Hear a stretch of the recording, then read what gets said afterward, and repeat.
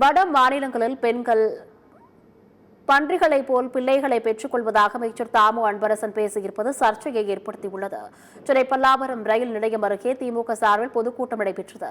இந்த கூட்டத்தில் பங்கேற்று பேசிய அமைச்சர் தாமு அன்பரசன், வட மாநிலங்களில் உள்ள பெண்கள் பன்றிகளைப் போல பிள்ளைகளை பெற்றுக் கொள்வதாக சர்ச்சைக்குரிய வகையில் பேசினார்.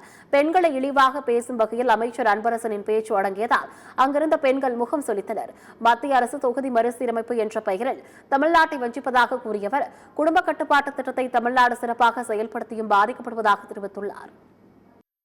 ஒரு 25 வருஷத்துக்கு முன்ன 66 நினைக்கிறேன், 66ல குடும்ப கட்டுப்பாடு திட்டத்தை முதல்ல குடும்ப கட்டுப்பாடு திட்டத்தை இந்தியாவில் அறிமுகப்படுத்துறாங்க.